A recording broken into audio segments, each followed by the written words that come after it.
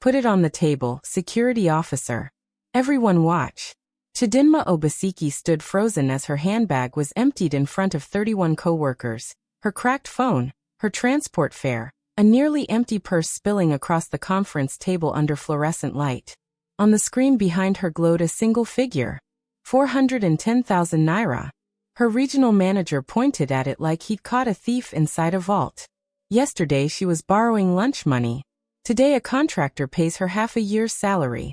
Laughter broke from the back row. Chidinma's lips trembled, but she did not look down. I reported that transfer the moment it entered my account, she said. Check the email. There is no email, someone snapped. Stop performing innocence. Then the doors opened, and a tall man in a gray suit walked in surrounded by board members, and Chidinma stopped breathing entirely. Because on his feet were the exact same brown loafers she had bought a ragged stranger the evening before, with the last money in her purse. Do not look away from this one. Comment your city below and subscribe now, because the people laughing at Chidinma had no idea whose career was about to end before lunch. 36 hours earlier, Chidinma Obaseki sat beneath a flickering bulb in the small flat she shared with her uncle in Oshodi, arranging naira notes into careful piles on a table with one short leg propped up by a folded newspaper. 10,000 for transport until payday. 6,000 for her uncle's diabetes medication. 3,000 for the printing fees on her final logistics certification module. The rest for food. She counted it twice. 19,400.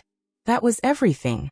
Her uncle, Emmanuel, 63, a retired civil servant with the quiet discipline of a man who had spent 3 decades balancing government ledgers, watched from his chair. You are squeezing that money like it owes you an apology, he said. Chidinma laughed without much humor. Uncle, this money is behaving like a visitor already looking for the exit. You will manage. You always manage. Even managing is getting tired of me. He smiled, but the smile faded the moment she slid the medicine envelope toward the food pile. Not that one, he warned. I only need it for 1 day, Uncle. You said the same thing last month. And I returned it before your pressure carried you to heaven. He chuckled despite himself, but Chidinma had already learned, through years of counting coins with military precision, that poverty punished carelessness far more severely than it punished wickedness.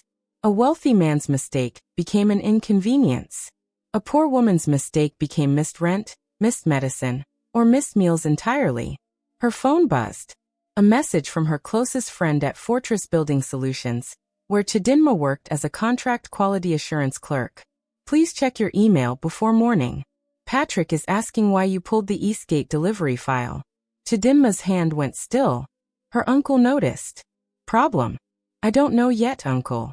She opened her second-hand laptop, propped upright with a folded receipt behind the screen, and found a message from Patrick Obi, Regional Operations Director. Subject line: Unauthorized review of vendor documentation. Why had she accessed invoice records tied to the Eastgate housing project's reinforced steel delivery? Her role, he reminded her, was limited to payment reconciliation. The question was dishonest, and she knew it immediately. She hadn't gone looking for anything confidential. The invoice had landed in her reconciliation queue because the final payment of 31 million naira required matching against the goods received note. It was her job to confirm that what had been paid for had actually arrived, and what she'd found didn't add up. The approved 12mm reinforcement rods carried a certified tensile rating and a predictable weight per bundle. The warehouse weighbridge record showed the entire consignment came in nearly 2 tons lighter than it should have. The product stamps in the delivery photographs didn't match the approved manufacturer code either. She'd sent Patrick one simple question that afternoon.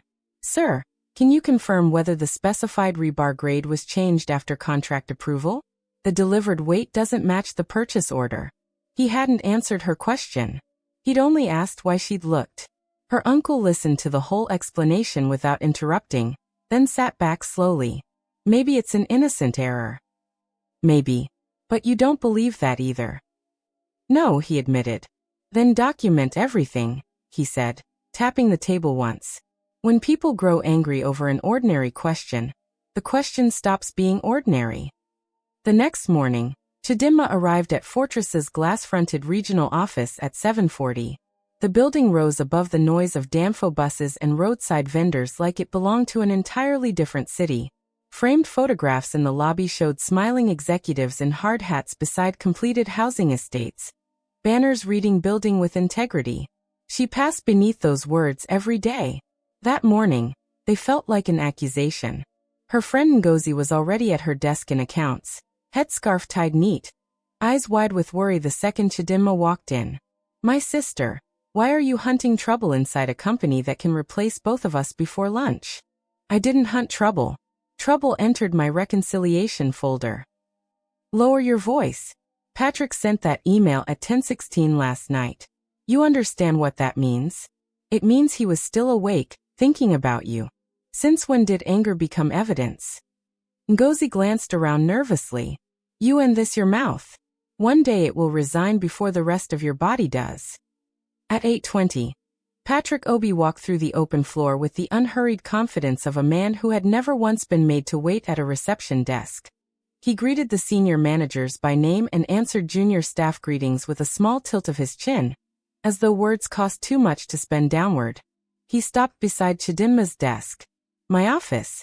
Now, Patrick's office overlooked the expressway and held a coffee machine worth more than Chidinma's monthly rent. He remained standing while she entered. "What exactly are you trying to prove?" "I'm trying to reconcile a payment, sir." "You were hired to type figures, not investigate directors." "I'm not investigating you. I'm asking why the delivered weight doesn't match the specification." He stared at her for 3 long seconds, then laughed, the kind of laugh a person uses while deciding exactly how badly to insult someone. "Do you know your employment category, Chidinma?" "Contract staff. Temporary reconciliation assistant. Your entire annual salary wouldn't buy one tire on my car, and yet you're stretching your neck into a 31 million naira contract as though the board appointed you to supervise procurement." She kept her hands still at her sides.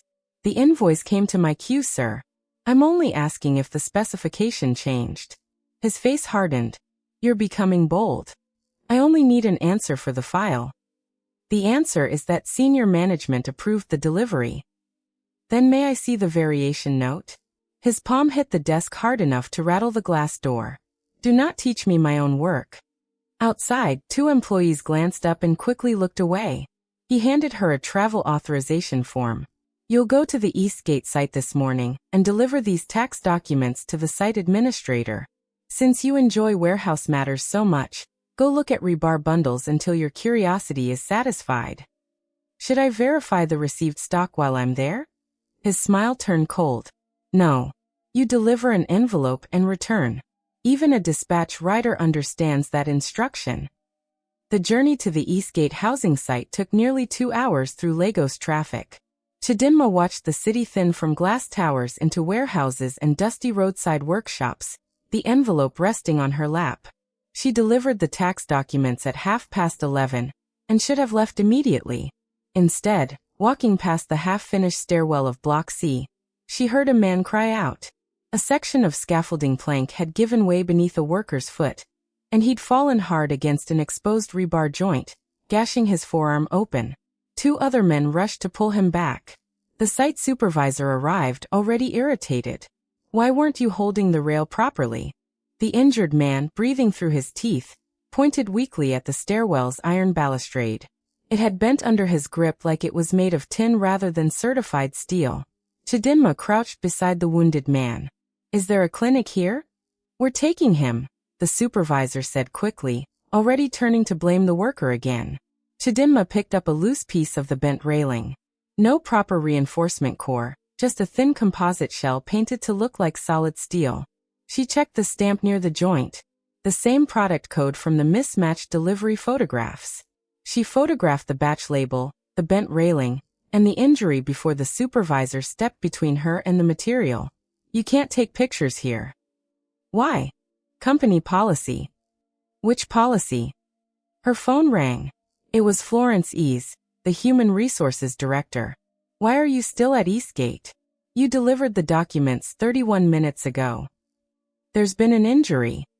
"Are you a nurse?" "No, ma." "Then return to Lagos immediately." Chidinma pressed on anyway. Ma, the reinforcement material supplied doesn't appear to match the approved specification. The line went quiet, then Florence's voice returned, dangerously soft. Chidinma, listen carefully.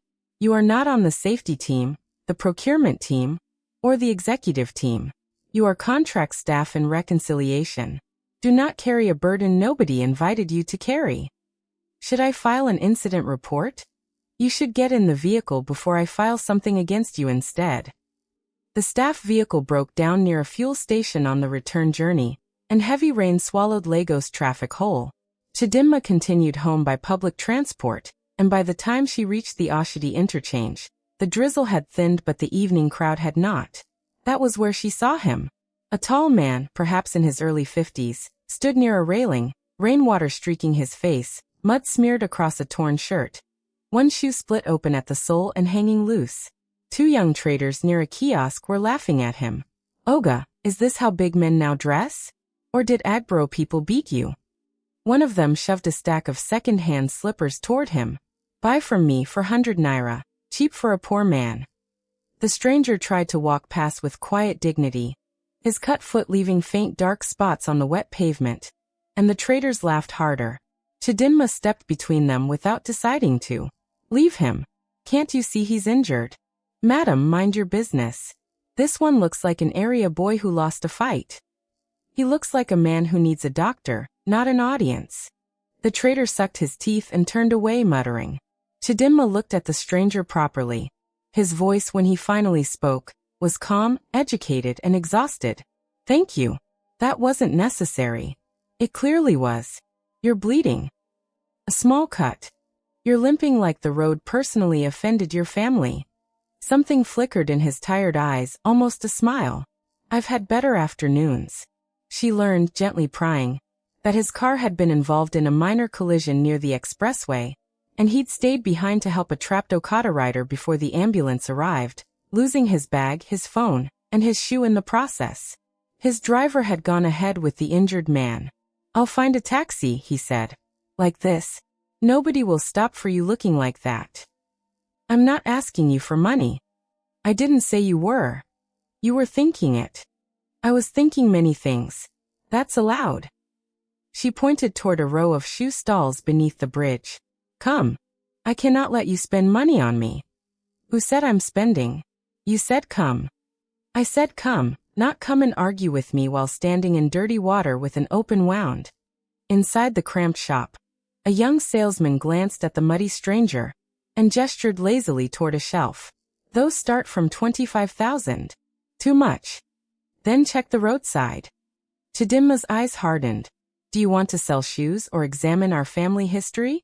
An older woman behind the counter called out. Bring the brown pair from the back, size 44. The stranger sat on a wooden stool while Chidinma cleaned his cut with tissue and sachet water. What exactly happened? She asked again. Our vehicle helped pull a rider from a drainage ditch near the expressway. My bag was still inside the car when my driver left with him. So you're not stranded permanently? No. She flushed slightly, embarrassed at the thought she hadn't voiced aloud.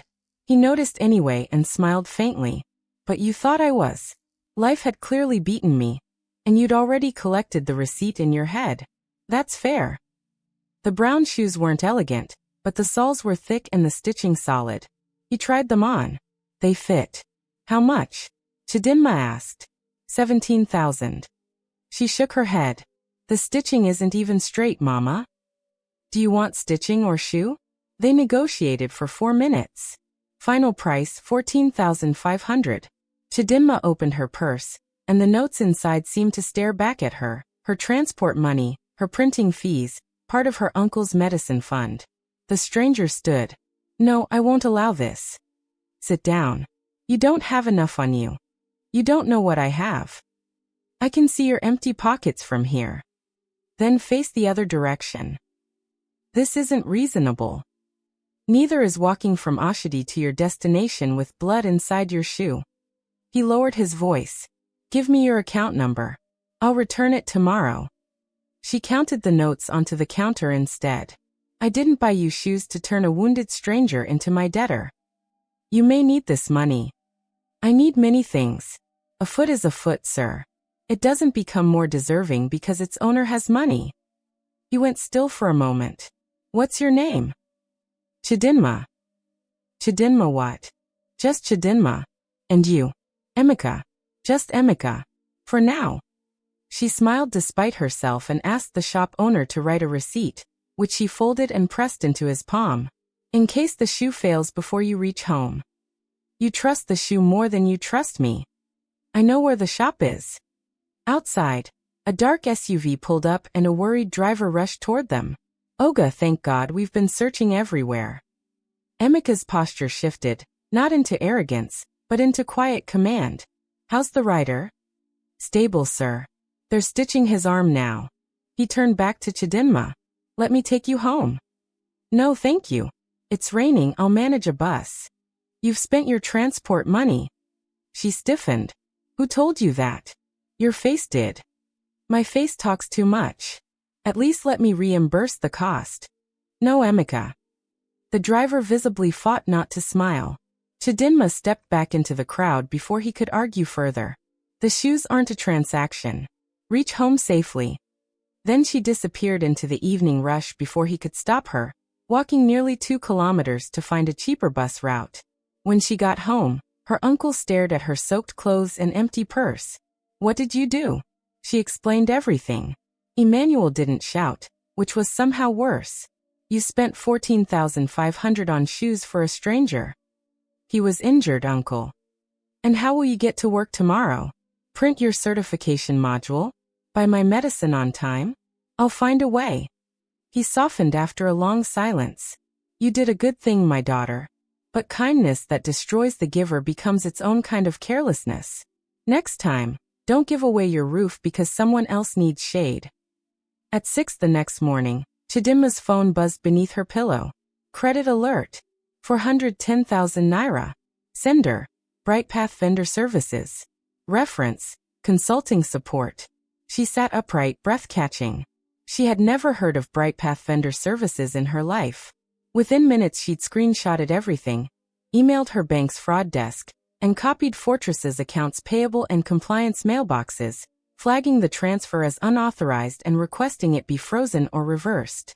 She called Ngozi immediately. Money entered my account. 410,000 from a name I've never heard of. Chidinma, don't touch one Kobo. Forward everything to my personal email too. Why? Because company servers have ears, and some of those ears belong to people with long hands. By 7:17, her company email access had been disabled. By 7:22, a text arrived from Florence Ease. Report to conference room B at 9 a.m. for an urgent integrity review. Do not access any company system or contact any vendor. Chidinma stared at the message. There was a problem, and it already knew her name. At 8:52, she stood outside conference room B with her handbag pressed to her side, having borrowed transport fare from her uncle's emergency envelope. Through the glass she could see Florence at the head of the table, Patrick beside her, a projector already glowing with the words Integrity Review. A security officer held out his hand. Your access card. May I see written authorization for a personal search? She asked quietly. He hesitated, then found a plain sheet and wrote down what he'd collect. She read every line before signing. A small act that visibly irritated Florence even before the meeting began. Inside, nobody offered her a chair. Where were you yesterday between 11 and 1? Florence demanded.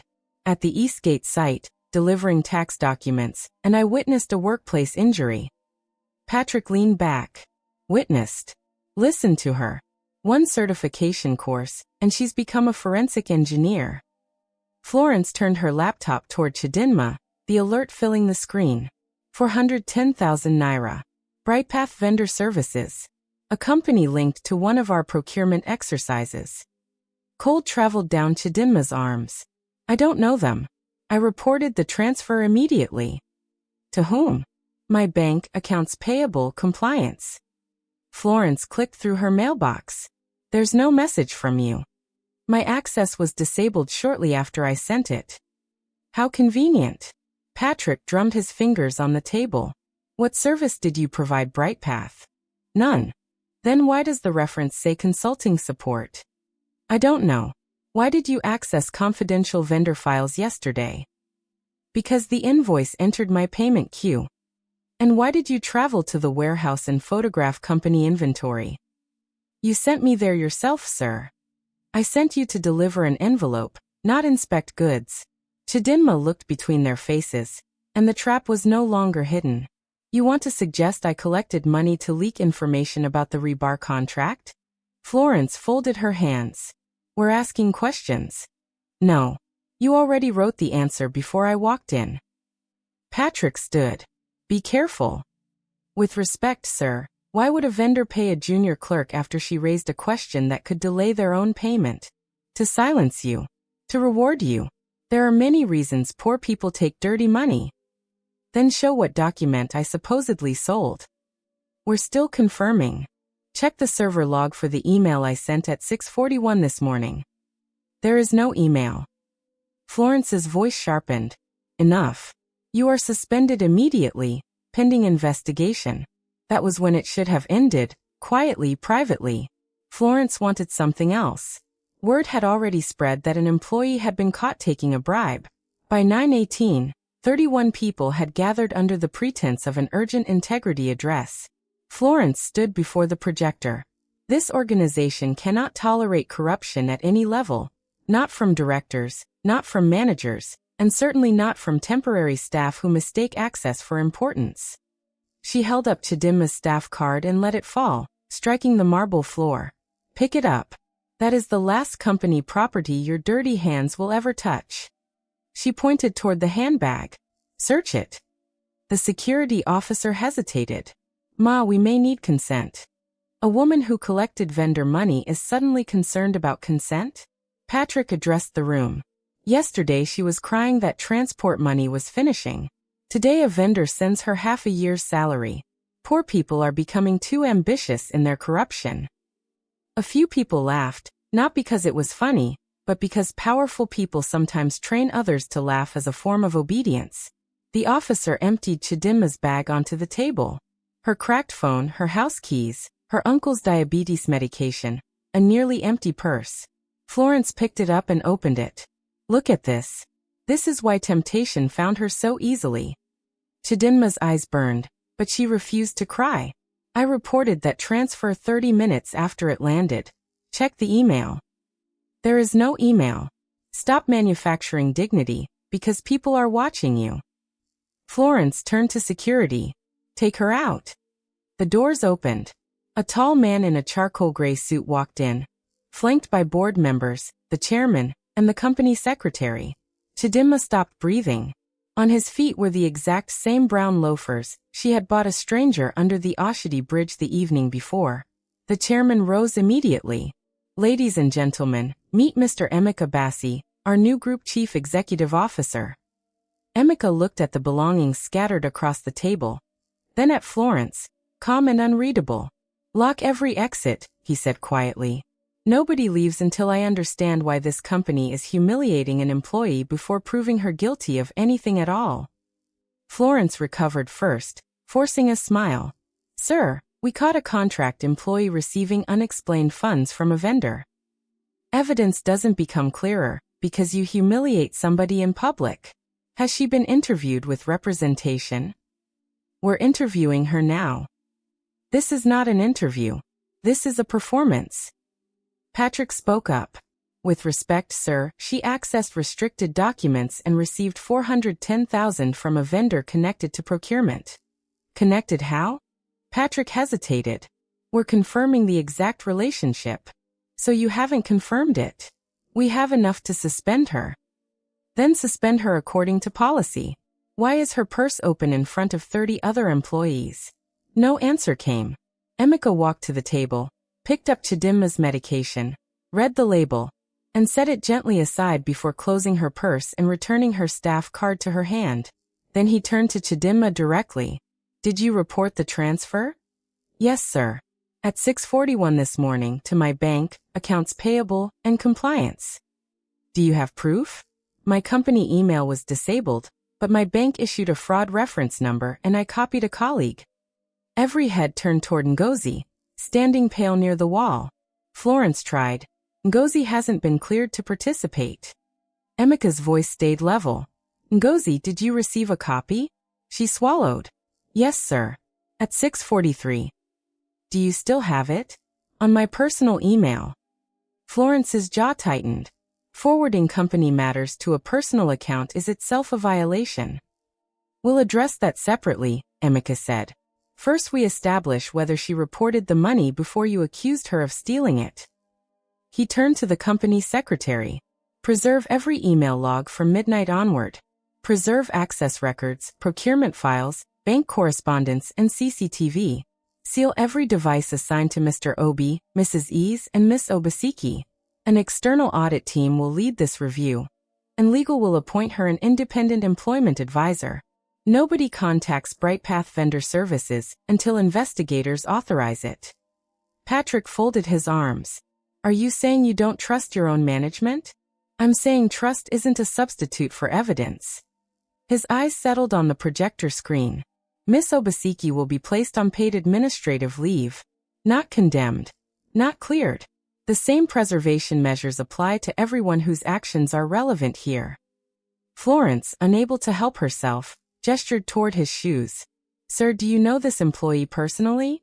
The room went taut. Emeka glanced down at the brown loafers. I met her yesterday evening, after a road accident left me without my wallet and with an injured foot. She bought me these shoes with money she couldn't afford to spend. A murmur rippled through the crowd. Patrick laughed bitterly. Then this entire investigation is compromised. No, Emeka said. Her kindness doesn't prove her innocence. Your dislike of her doesn't prove her guilt. The documents will decide. He looked around the room. Anyone who discusses this case as gossip, threatens a witness, deletes a record, or retaliates against a participant answers directly to the board. His gaze returned to Florence. Understood. Yes, sir, she said, the words coming out thin. Outside afterward, Emeka found Chidinma near the gate and handed her an envelope containing exactly 14,500 naira. Nothing more, alongside the company's arranged transport home. I told you I wouldn't accept extra, she reminded him. And I heard you, he said. This is documented as repayment of a personal expense, nothing else. Before she entered the vehicle, he asked one final question. Why were you looking at the Eastgate steel contract in the first place? Because the delivered weight didn't match the specifications, sir. Then I saw a worker's arm get cut open on railing that shouldn't have bent that easily. His expression didn't change, but something behind his eyes sharpened. Add workplace safety retaliation to the review's scope, he told the legal officer standing nearby. The investigation that followed widened quickly. Auditors discovered that BrightPath Vendor Services shared a registration address with a company owned by Patrick's cousin. The approved steel supplier had invoiced Fortress correctly, but a parallel substitution contract had routed a cheaper, uncertified reinforcement product through BrightPath, split across 7 invoices to stay beneath a threshold requiring additional board sign-off. The estimated improper margin exceeded 22 million naira. Digital forensics traced the payment instruction creating Chidinma's 410,000 naira transfer to Patrick's own office computer. Timestamped 11:42 the previous night. Logged under a junior coordinator's credentials, though that coordinator's access card showed she'd left the building hours earlier and had travel records placing her in another state entirely. Someone had used her password deliberately. Security footage, preserved just before routine deletion by a supervisor who quietly overrode the schedule once the legal hold arrived, showed Florence entering the records corridor at 10:14 the night before the public accusation, despite her written statement claiming she'd left the office by 7. It showed Patrick entering the procurement floor at 10:36, despite claiming he hadn't returned after 6:30. Neither video proved deletion outright, but both contradicted their sworn statements. Ngozi, summoned by Florence and shown her own contract renewal form as leverage to provide a negative statement against Chidinma, reported the pressure to auditors instead, attaching one line. HR showed me my renewal form while asking me to say negative things about Miss Obaseki. I believe this is retaliation. Her contract was renewed weeks later under an independent review, entirely on merit. The forged acceptance certificate bearing a scanned copy of Chidinma's signature, supposedly confirming she'd verified the substituted steal on a date. She was actually attending a compulsory training session in another part of the city, fell apart under attendance records and photographs. Under mounting pressure, Patrick and Florence began accusing each other in writing, each forwarding incriminating messages to their private emails in an attempt to protect themselves. Unaware the company's legal hold had already quietly captured the same exchanges from company servers. 3 weeks after the conference room humiliation, Fortress's board convened a formal findings session at the Victoria Island headquarters. The title on the projector no longer read Chidinma Obaseki bribery case. It read Eastgate Steel Substitution Review, Findings and Remediation. That small correction mattered more than any apology could have. The timeline unfolded on screen without drama, just dates, timestamps, and bank references, each one dismantling Patrick and Florence's version of events piece by piece. The injured Eastgate worker, still favoring one arm, told the board plainly that his supervisor had blamed his grip before anyone examined the railing that failed him. Florence tried to frame her public accusation as necessary zero-tolerance discipline, until the room's own recorded audio, captured automatically by the building's training system, played her own voice back to her. This is why temptation found her so easily. Hunger entered this office wearing a blouse. The silence that followed was cleaner than applause would have been. Patrick, cornered, produced printed messages from Florence instructing him to shift blame entirely onto Chidinma. Florence, in turn, produced his messages authorizing the falsified acceptance certificate. Their attempt to destroy each other only confirmed every finding against them both. When invited to respond, Chidinma stood, her knees weak but her voice steady enough. I did not approve the supplier. I did not sign the acceptance certificate. I did not ask anyone for money. When money entered my account, I reported it within minutes. I was searched in front of my colleagues, and my medicine and empty purse were treated as evidence of guilt. I am not innocent because I bought a stranger a pair of shoes. I am innocent because the bank record, the email log, my training attendance, and the warehouse data all say so. She looked toward Patrick and Florence. You called me poor as though that explained dishonesty. But the people who already had enough were the ones stealing protection from workers who had less. She sat down to complete silence. The board's decisions, delivered after a short recess, carried no thunder, no dramatic arrests, only signed documents and revoked authority, which somehow felt stronger. Chidinma was fully cleared, her suspension erased from her record, with formal written correction issued to every recipient of the earlier accusation. Ngozi faced no retaliation, her testimony protected. Patrick's employment was terminated for gross misconduct, with the matter referred to appropriate authorities and civil recovery proceedings launched against the connected companies.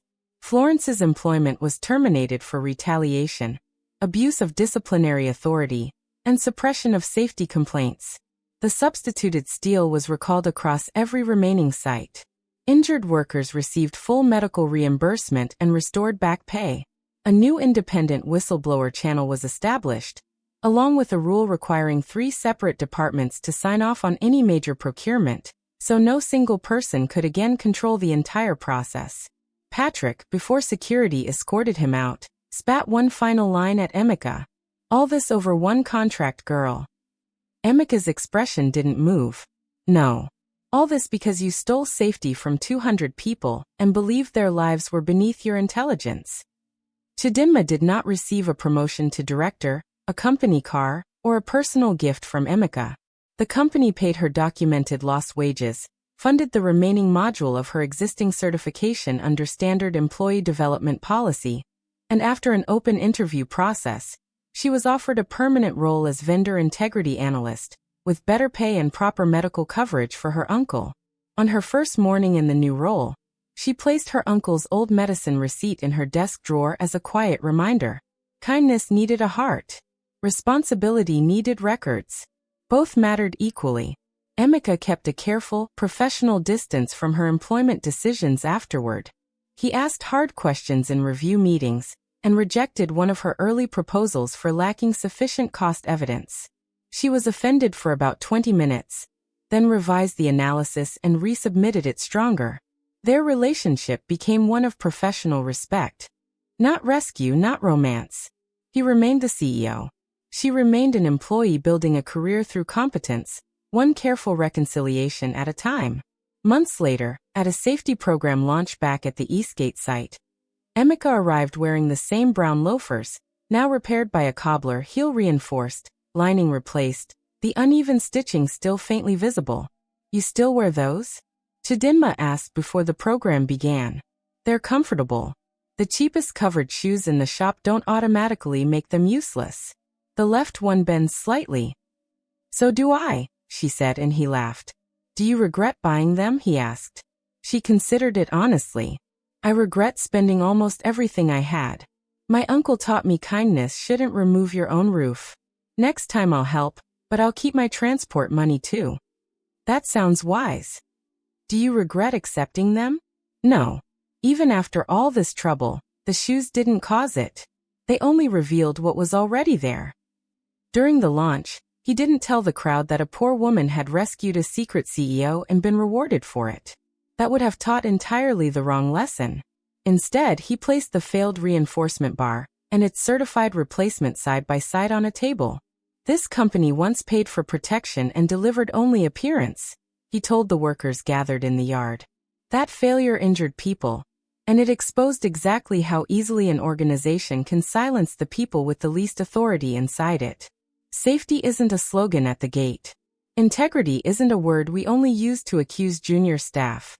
Respect is tested most honestly when the person in front of you can't improve your life in any way at all." Chidinma stood among the staff that day, not beside the executives, exactly where she wanted to hear it from. The perhaps hardest question of all was never whether she deserved a reward for helping a stranger who turned out to be powerful. It was whether people would have respected that same injured, muddy man just as fiercely if he'd walked into Fortress the next morning as an ordinary cleaner instead of the chief executive officer. If the honest answer was no, then the real lesson still hadn't reached anyone's heart. Dignity was never alone extended to people who might one day prove useful. It belonged in equal measure to the worker whose complaint was inconvenient, the contract employee whose purse was nearly empty, the stranger with a broken shoe, and even the accused person whose guilt had not yet been proven at all.